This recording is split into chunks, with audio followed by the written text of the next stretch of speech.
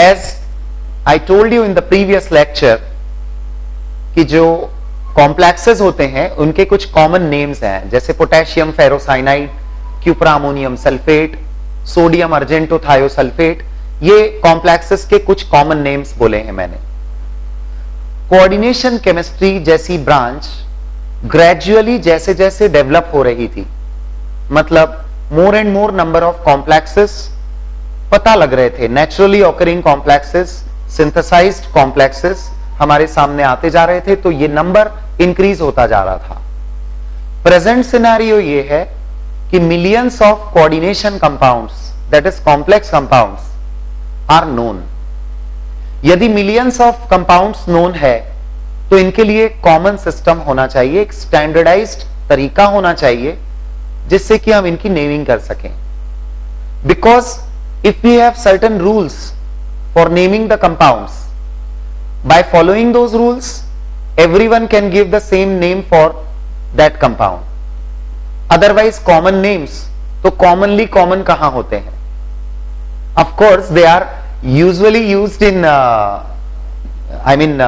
in the topic, जैसे भी हम बात करते हैं तो we are still more habitual of saying potassium ferrocyanide rather than giving its IUPAC name. पर यह चीज सभी के लिए पॉसिबल नहीं है, सारे कॉम्प्लेक्सेस में यह पॉसिबल नहीं होता है। Therefore, we needed a systematic way to name complex compounds, and the problem has been solved in the form of IUPAC nomenclature of the complexes. ये मेथड बहुत ही सिंपल है। यदि आप करीब 20 मिनट्स तक मेरी बातों पर फोकस करते हैं तो आप बहुत आसानी से किसी भी कॉम्प्लेक्स का IUPAC नेमिंग कर सकते हैं। जस्ट फॉर 20 मिनट्स फोकस करिए उन सभी बातों पर जो मैं यहां पर आपको बताऊंगा। IUPAC नोमेनक्लेचर में सबसे पहले आपके पास जो कॉम्प्लेक्स कंपाउंड होगा उसके लिए आप इमेजिन कर लें कि यदि वह आयंस में डिसोसिएट होता है तो which cation and which anion part is obtained. Simply कहिए कि कॉम्प्लेक्स को आपने दो पार्ट्स में डिवाइड कर दिया, या इमेजिन कर लिया कि कॉम्प्लेक्स का कैटायनिक और एनायनिक पार्ट क्या क्या है। जस्ट सेपरेट देम और just imagine them to be separated. अब आपका कॉम्प्लेक्स कंपाउंड का नेमिंग का सीक्वेंस का एक इंपॉर्टेंस होता है। मतलब आपको सबसे पहली चीज जो ध्यान में रखनी होती है वो होता है सीक्वेंस, किसकी नेमिंग कब होनी है। उसके लिए छोटे छोटे कुछ रूल्स आते हैं, वो मैं इंक्लूड करते जाऊंगा जिन पर आप कॉन्सेंट्रेट करिए। एक कॉम्प्लेक्स कंपाउंड का कैटायन पार्ट और एक कॉम्प्लेक्स कंपाउंड का एनायन पार्ट आपने इमेजिन तो कर लिया कि how are they in the complex, in a particular complex कौन कैसा है, किस पर कितना चार्ज है, everything will be clear. Then cation may be a simple cation और it may be a complex cation. Simple cation मतलब है Na+, K+, Ca2+ और NH4 positive, that is ammonium. इस तरह के कोई भी कैटायंस हो सकते हैं। So I am mentioning the possibilities. जो कैटायनिक पार्ट है ये या तो होगा सिंपल या फिर होगा कॉम्प्लेक्स। ठीक वैसे ही एनायनिक पार्ट भी या तो हो सकता है सिंपल या फिर एक कॉम्प्लेक्स यूनिट एनायन के फॉर्म में हो सकती है। I hope you remember anionic complexes, उसमें एनायन पार्ट कॉम्प्लेक्स के फॉर्म में था। आई होप यू रिमेंबर आज जो हमने कोबाल्ट वाला एक पहला कॉम्प्लेक्स देखा था उसमें bromide was the simple anion. So that way anion में भी इसी तरह से दो पॉसिबिलिटीज हैं। एनायन में बी अ सिंपल एनायन और it may be a complex anion. The very first important thing, cation simple हो या कॉम्प्लेक्स हो, एनायन सिंपल हो या कॉम्प्लेक्स हो, सबसे पहली इंपॉर्टेंट बात यह है कि नेमिंग में फर्स्ट केटायन, सेकंड एनायन होगा। मतलब पहले पूरा नाम आप केटायनिक स्पीशीज के लिए देंगे, उसके बाद जो भी एनायन है सिंपल और कॉम्प्लेक्स उसका नाम आप केटायन के बाद कंटिन्यू करेंगे। अब हम वन बाय वन दोनों कंपोनेंट्स को डिस्कस करते हैं। यदि केटायनिक सिंपल है किसी कॉम्प्लेक्स का, जैसा मैंने कहा था कि सिंपल केटायंस में भी K+, Na+, Li+, Ca2+ etcetera, ऐसे केस में सिंपल केटायंस के नाम में no change as usual. I think the point will not be clear this way, मैं इसको और क्लैरिफाई करता हूं। Na+ को आप क्या बोलते हैं? Yes, sodium ion. K+ is potassium ion, so sodium, potassium. Ca2+ is calcium, NH4+ is ammonium. These terms are used, मतलब जो बाय कन्वेंशन यूज करते आए हैं हम वही फॉलो करनी है। बट अब पॉसिबिलिटी यह है कि केटायन इज अ कॉम्प्लेक्स। हम डिस्कस कर चुके हैं कि एक कॉम्प्लेक्स यूनिट दो चीजों से बनती है, central metal atom and ligands. अब जब आप कॉम्प्लेक्स यूनिट के नेमिंग करने जा रहे हैं तो उसमें आपका सीक्वेंस होता है सबसे पहले लिगेंड्स की नेमिंग। लिगेंड्स की नेमिंग के साथ अभी मैंने स्टार मार्क करके रखा है।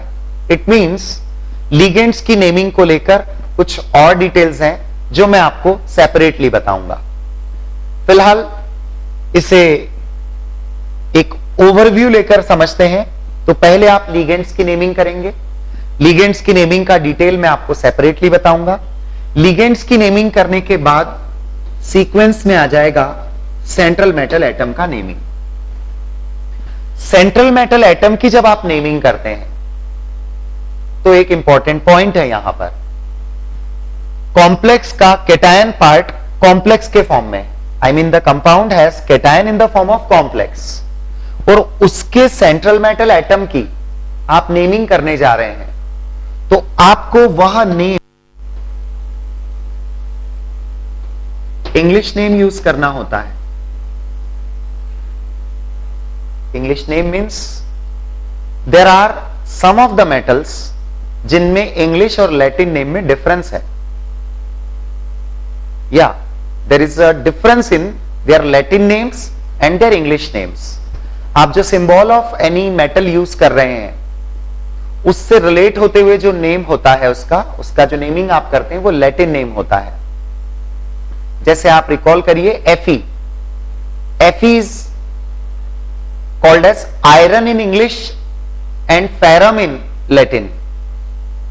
Ag इंग्लिश में सिल्वर है, लैटिन में अर्जेंटम होता है। मैं यहां पर आपसे बोल रहा हूं कि आप इंग्लिश नेम का यूज करेंगे। जैसे यदि मेटल Fe है तो आपको यूज करना है आयरन, Ag है तो सिल्वर, Au है तो गोल्ड। अदर मेटल्स जिनमें इंग्लिश और लैटिन नेम में डिफरेंसेस नहीं है उनके लिए कोई क्वेश्चन ही नहीं है कि आप कौन सा नाम यूज करेंगे। जैसे chromium is chromium only, zinc को आप जिंक ही लिखेंगे।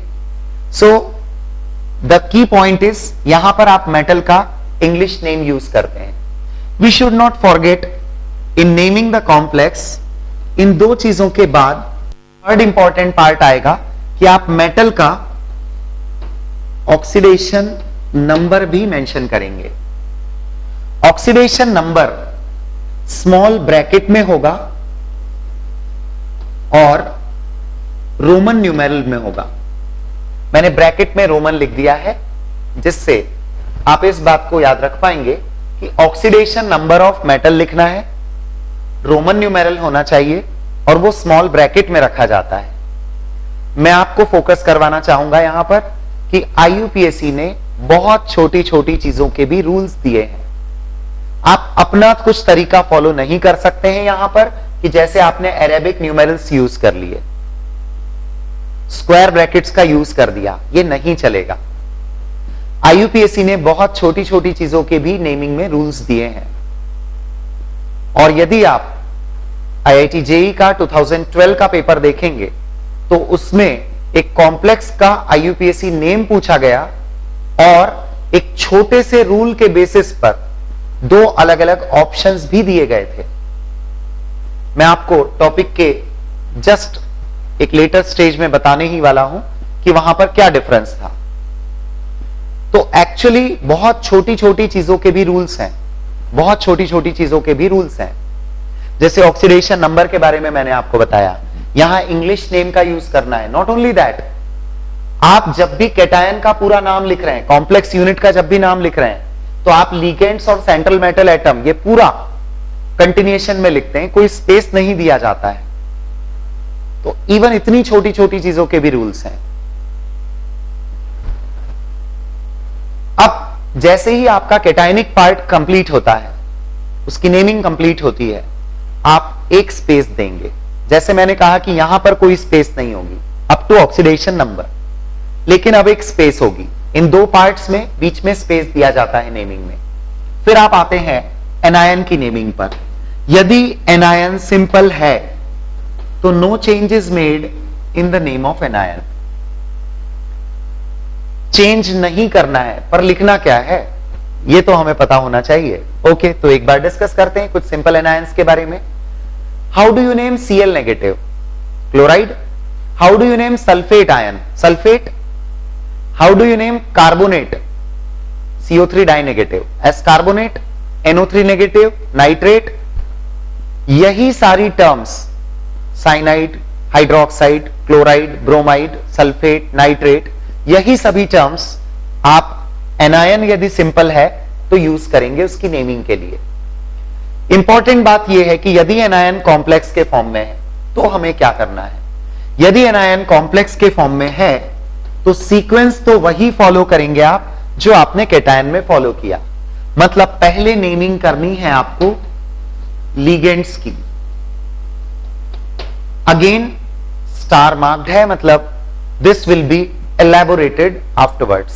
इसको मैं सेपरेटली बताऊंगा। लिगेंड्स इस तरफ आप नेमिंग करेंगे या इस तरफ नेमिंग करेंगे, उसके रूल्स एक जैसे होंगे। लिगेंड्स की नेमिंग के बाद आप सेंट्रल मेटल एटम का नेम देंगे।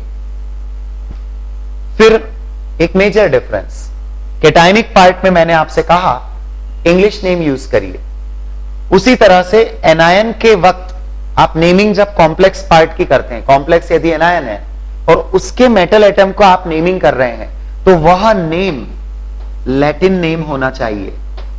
इस तरफ लैटिन नेम का यूज करते हैं हम, और साथ में सफिक्स ऐड होता है 8, सफिक्स 8 ऐड होता है। यदि किसी मेटल में IUM या UM एंड में आ रहा है तो वो टर्म हटा दी जाती है और 8 सफिक्स लगा दिया जाता है। जैसे ferrum is the Latin name of iron, Fe का लैटिन नेम फेरम है। Instead we use ferrate over here. Chromium, chromate. Ag, argentate. एक बात हमें बहुत अच्छे से ध्यान रखनी है कि यदि Fe उस तरफ आ रहा था तो हमने आयरन लिखा था, इस तरफ आएगा तो हम फेरेट लिखने जा रहे हैं। Ag उस तरफ सिल्वर है, इस तरफ अर्जेंटेट है। Cr उस तरफ क्रोमियम है, इस तरफ क्रोमेट है। Zn उस तरफ जिंक है, इस तरफ जिंकेट है। कुछ मेटल्स के लिए बाय कन्वेंशन कुछ टर्म्स थी जिनको फॉलो कर लिया गया। जैसे मर्क्यूरी के लिए इस तरफ आप मर्क्यूरी यूज करेंगे और इस तरफ आप इंग्लिश नेम में ही सफिक्स लगाते हैं, मतलब मर्क्यूरी के लिए मर्क्यूरेट ही यूज होता है। तो particularly mercury is the case जहां पर आप उसके इंग्लिश नेम में ही 8 सफिक्स ऐड करके मेंशन करते हैं। Definitely after central metal atom oxidation number of central metal atom is given. Point फिर से वही है कि आपको उसका ऑक्सीडेशन नंबर रोमन न्यूमेरल में देना होगा और स्मॉल ब्रैकेट में लिखना होगा। इस बात को स्ट्रिक्टली फॉलो करना होगा। ऑक्सीडेशन नंबर रोमन में होगा, स्मॉल ब्रैकेट में होगा। कैटायन का नाम बिना स्पेस के जो भी कुछ आ रहा है आप लिखते चलिए up to the oxidation number, यदि ये कॉम्प्लेक्स यूनिट है तो। एनायन के नेम में भी वही चीजें को फॉलो करना है। एक ओवरऑल फॉर्मेट अब आपके सामने आ चुका है कि एक कॉम्प्लेक्स कंपाउंड में केटायन और एनायन, इनकी नेमिंग को लेकर आप किस तरह से आगे बढ़ते हैं। अब मैं आपको कुछ रूल्स सेपरेटली बताना चाहूंगा जो लिगेंड्स की नेमिंग से रिलेटेड है। Naming of ligands. जब आप लिगेंड्स की नेमिंग फॉलो करते हैं, मैंने जैसे कहा था कि यहां पर स्टार मार्क्ड है, मतलब लिगेंड्स के बारे में हमें अलग से बात करनी है। Now the time has come कि हम लिगेंड्स के बारे में भी रूल समझ लें। नेमिंग ऑफ लिगेंड्स करते वक्त आप 3 पॉइंट्स को ध्यान में रखेंगे। नंबर 1 होता है कि लिगेंड्स का चार्ज क्या है। By practice you will come to know कि कौन से लिगेंड्स पर कितना चार्ज है, कौन सा लिगेंड न्यूट्रल है, कौन सा नेगेटिव है, कौन सा पॉजिटिव है। तो नेमिंग ऑफ लिगेंड्स करते वक्त सबसे पहला रूल, इंपॉर्टेंट रूल यह होगा कि based on the charge ligand के अपने नाम में आप सफिक्स ऐड करेंगे। किस तरह से ऐड करना है, I will make the things clear. यदि लिगेंड का चार्ज नेगेटिव है तो सफिक्स लगाया जाता है O। Suffix added is O। Example, Cl negative, ion का नाम क्या है, क्लोराइड। आप सफिक्स O लगाकर लिखेंगे, लास्ट वाला वोवल हटाना है और उसकी जगह पर O लगा देना है। तो इंस्टेड ऑफ क्लोराइड आप वर्ड यूज करेंगे क्लोराइडो। हाइड्रोक्साइड आयन है, as a ligand, negative ligand, suffix O लगाकर बन जाएगा hydroxido. Carbonate ion as a ligand है, carbonato. Acetate ion as ligand है, एसीटेटो। तो chlorido, bromido, hydroxido, cyanido, carbonato, acetato, oxalato, these are the various terms जो suffix O लगाकर आप ligand के नाम के साथ में शो करते हैं। चार्ज यदि न्यूट्रल है, न्यूट्रल लिगेंड्स, न्यूट्रल लिगेंड्स के नेमिंग में कोई चेंज नहीं किया जाता, कोई सफिक्स यूज नहीं होता, कोई चेंज नहीं किया जाता। यदि कुछ एग्जाम्पल्स की बात करें तो नेम चेंज नहीं करना है, मतलब जो बाय कन्वेंशन चला आ रहा है वही फॉलो करना है आपको। H2O can be a ligand, इसके लिए आप वर्ड यूज करते हैं aqua. So water is written as aqua. Ammonia can be the ligand, ammonia is a neutral ligand, आप उसके लिए अमीन वर्ड यूज करते हैं। अमोनिया जब एज अ लिगेंड होगा और आप अमीन वर्ड यूज करते हैं तो you will spell it as AMMINE। Ammonia के अलावा आप कहीं पर भी यदि अमीन वर्ड यूज करने जा रहे हैं तो उसके स्पेलिंग में AMINE ही लिखना होता है। It is a rule in IUPAC nomenclature. और मैं जिस क्वेश्चन की IIT JEE 2012 के क्वेश्चन की बात कर रहा था वो इसी बात पर बेस्ड था। अमोनिया के लिए AMMINE। अदर देन अमोनिया कहीं आपको अमीन वर्ड यूज करने की जरूरत लग रही है, कई जगह पर होगी, जैसे ethylene diamine. So eight the time जब आप इथिलीन डायामीन को स्पेल कर रहे हैं उसमें AMINE लिखना है, और other than ammonia you will always use 1 M in the spelling. Ethylene diamine tetraacetate ion या डाइथिलीन ट्रायामीन, इन सभी केसेस में आप सिंगल M का यूज कर रहे हैं। So keep in mind, it's an important thing. IUPAC के रूल्स में टाइम टू टाइम कई चेंजेस भी हुए हैं, अमेंडमेंट्स भी हुए हैं।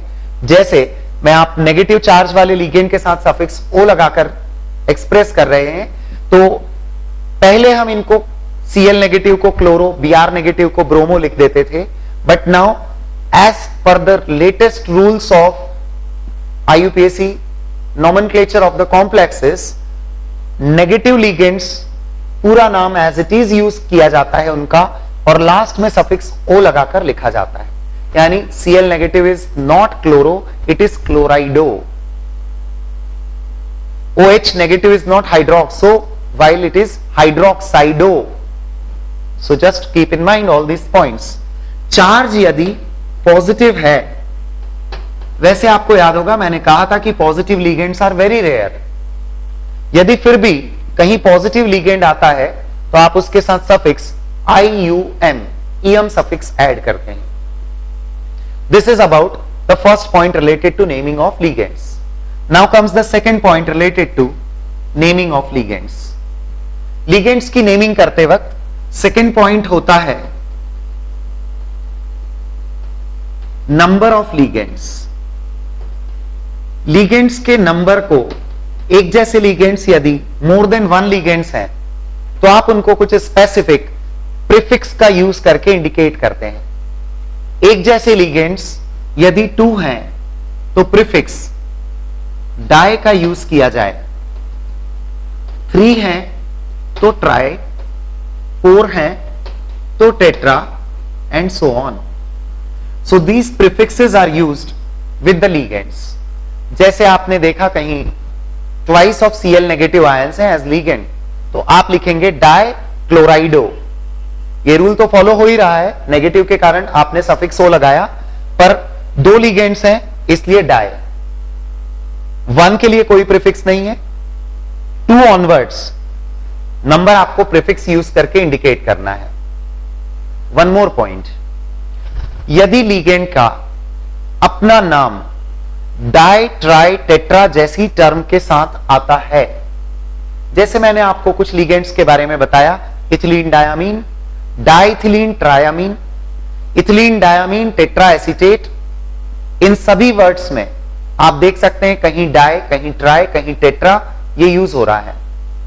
ऐसे केसेस में नंबर ऑफ लिगेंड्स, एक जैसे कितने लिगेंड्स हैं, ये कंफ्यूजिंग पॉइंट बन सकता है यदि आप ये टर्म्स को यूज करेंगे. तो IUPAC का रूल इसके लिए यह है कि आप ऑल्टरनेटिव टर्म्स को यूज करते हैं. इट इज बिस, ट्रिस, टेट्राकिस, ये टर्म्स यूज होती हैं. तो ये ऑल्टरनेटिव टर्म्स आपकी तब यूज होती हैं जब ऑलरेडी लिगेंड के अपने नाम में डाई, ट्राई, टेट्रा जैसे वर्ड्स यूज हो रहे हों. वन मोर थिंग, छोटी छोटी बातों के रूल्स हैं. यदि आपने सिर्फ एक बार सुना है सारे रूल्स को और आप प्रॉपरली इंप्लीमेंट करते हैं उन रूल्स को at the time of giving the names to the complexes, तो आपके लिए ये एक बहुत सिंपल हैबिट बन जाएगी, कभी कोई मिस्टेक्स नहीं होती. तो एक छोटा सा रूल इसमें यह भी एडेड है कि जब भी आप ऑल्टरनेटिव टर्म्स का यूज कर रहे हैं, ऑल्टरनेटिव टर्म्स मतलब बिस, ट्रिस, टेट्राकिस एक्सेट्रा, इस सिचुएशन में लिगेंड का नाम स्मॉल ब्रैकेट में लिखना होता है. Ethylene diamine, this term will be in bracket. आप यदि इसका बिस इथिलीन डायामीन लिख रहे हैं या ट्रिस इथिलीन डायामीन लिख रहे हैं, बिस और tris word will be outside the bracket and rest of the name of the ligand will be inside the bracket. Small bracket में आपको उसे स्पेसिफाई करना होता है. एक थर्ड रूल और होता है, आई am mentioning it here. Ligands की नेमिंग को लेकर मैं सिर्फ 3 चीजें आपको बता रहा हूं. एक चार्ज के बेसिस पर सफिक्स था, नंबर के बेसिस पर प्रीफिक्स यूज किया आपने, और अब क्वेश्चन है कि यदि more than 1 type of ligands in the same complex present है तो हम क्या करेंगे. यदि more than 1 type of ligands in the same complex present है तो आप उनका ऑर्डर फिक्स करेंगे.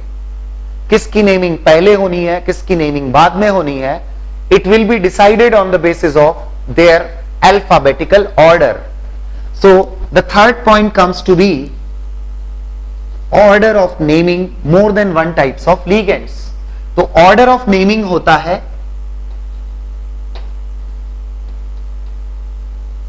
alphabetical. Naming of ligands alphabetical order में होगा.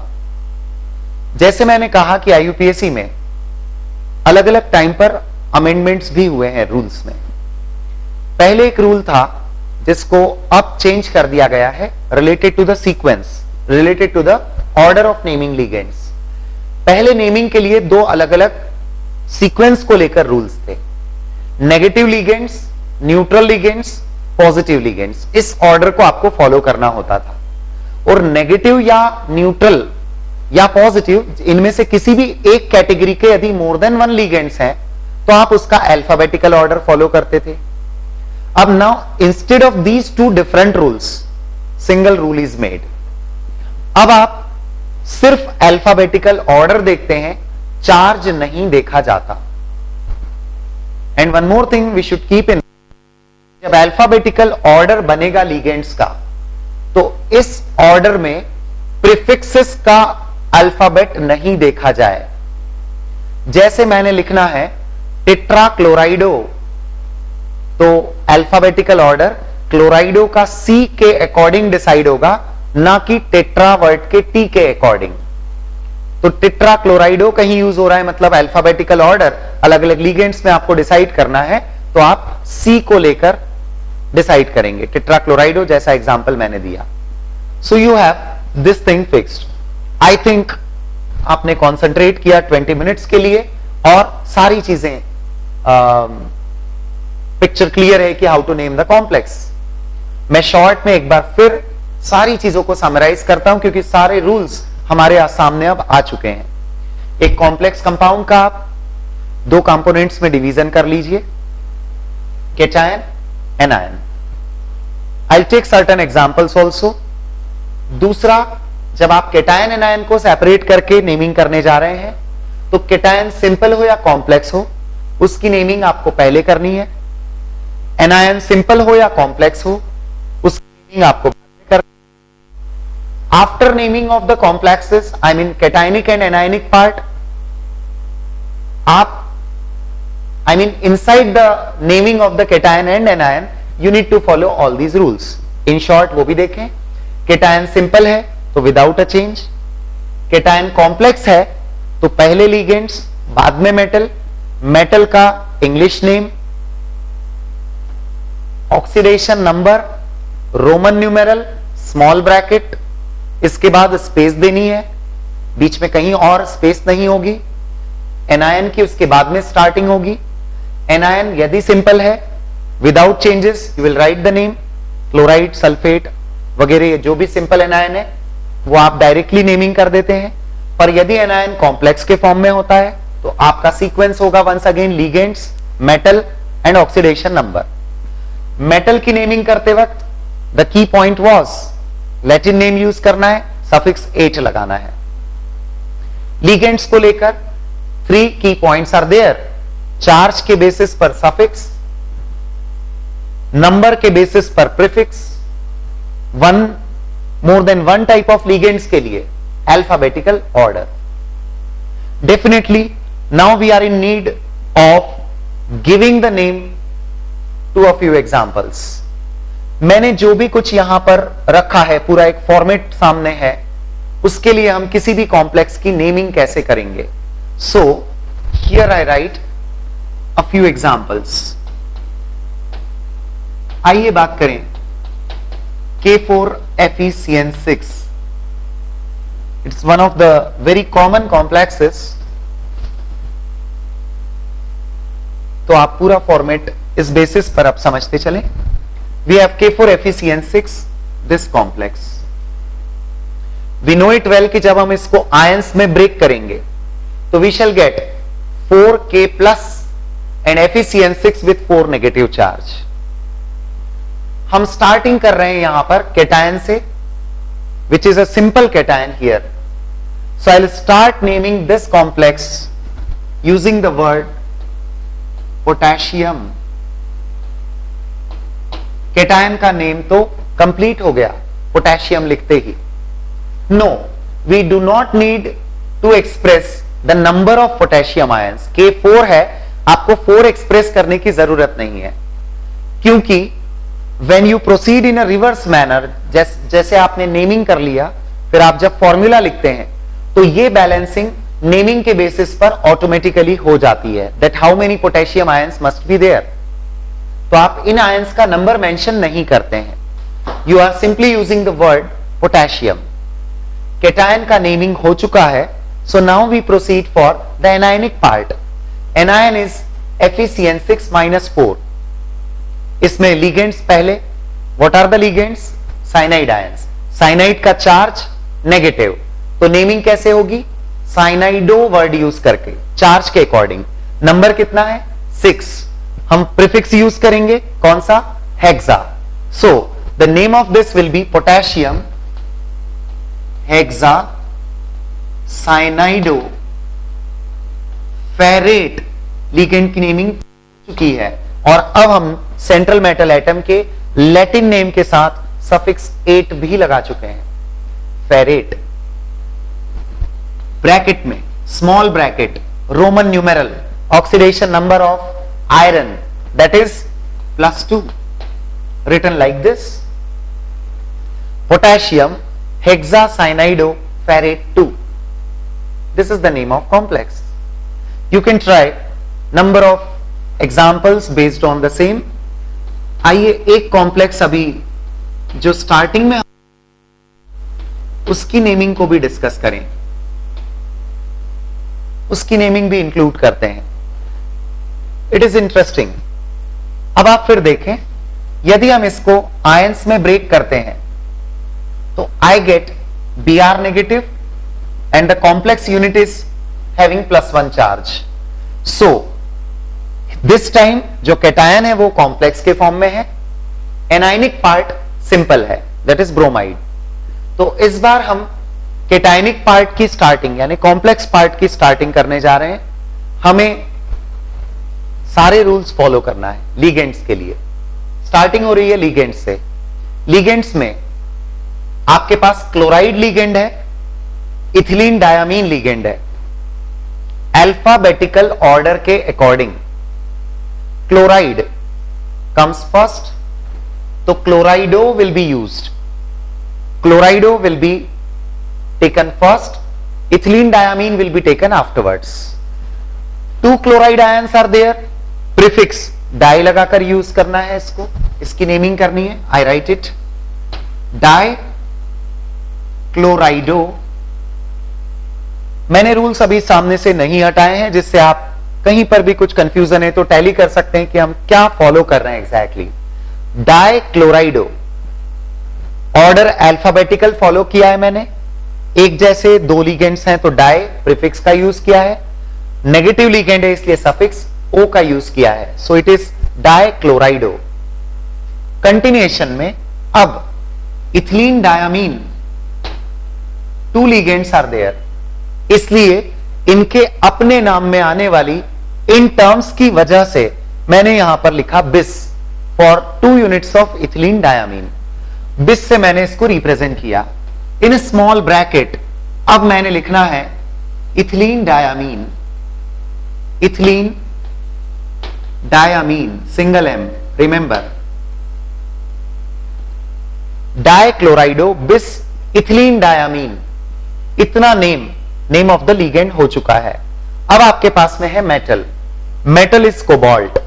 इस बार इसमें कोई चेंजेस नहीं करना है, directly you need to write cobalt. Bracket में होगा उसका oxidation number, oxidation number of cobalt in this complex initially discuss हुआ है, that is +3। Roman numeral small bracket में मैंने 3 इंडिकेट कर दिया, और अब चांस आ गई है एनायनिक पार्ट की, तो सिंपल एनायन ब्रोमाइड को मैंने नेमिंग कर दिया स्पेस देकर bromide. This is the name of the complex, dichlorido bis ethylene diamine cobalt 3 bromide. This is the name of the complex. Here are the 2 examples जिसमें आप एक कैटायनिक कॉम्प्लेक्स को देख चुके हैं, सेकंड वाला, एक एनायनिक कॉम्प्लेक्स को देख चुके हैं। मैं 2 एग्जांपल्स और इंक्लूड करके आपको 2 कैटेगरीज और क्लियर कर देता हूं। एनाइन NH3 4 PT Cl4। Now take this complex, ये एक आयनिक कॉम्प्लेक्स है। In this ionic complex cation is also complex, anion part is also complex. जब यह आयोनाइज होता है तो we get di positive cationic unit, anionic unit di negative charge के साथ होती है। Of course the question comes कि ये डाई पॉजिटिव डाई नेगेटिव मैंने किस बेसिस पर लिया? क्या मैं +1 -1 नहीं अज्यूम कर सकता हूं, या कुछ और पॉसिबिलिटीज नहीं है? डेफिनेटली, लेकिन मेटल्स के ऑक्सीडेशन स्टेट्स भी, ऑक्सीडेशन नंबर्स भी कुछ कॉमन ऑक्सीडेशन नंबर्स ही होते हैं जो स्टेबल होते हैं। जैसे मैं यदि निकल और प्लेटिनम की बात कर रहा हूं तो दोनों यूनिट्स में, कैटायनिक यूनिट, एनायनिक यूनिट, दोनों में आप देख सकते हैं कि प्लेटिनम और निकल का कोऑर्डिनेशन नंबर 4 है। निकल एंड प्लेटिनम कोऑर्डिनेशन नंबर 4 के साथ ऑक्सीडेशन नंबर +2 में होते हैं।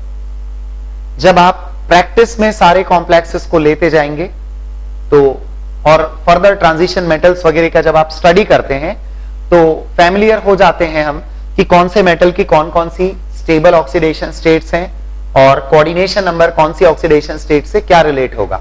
जैसे मैं प्लैटिनम की ही बात करूं तो +2 oxidation number is related with 4 coordination number and +4 oxidation number is also possible in platinum. इसमें कोऑर्डिनेशन नंबर 6 होता है। सो दैट वे यहां पर आप जो दोनों यूनिट्स का चार्ज ले रहे हैं वो +2 -2 ले रहे हैं। अब नेमिंग कैसे होगी? We start with cationic part, we start with the ligands, the name will be tetra amine. Double M use किया है मैंने अमोनिया के लिए। टेट्रा अमीन निकल,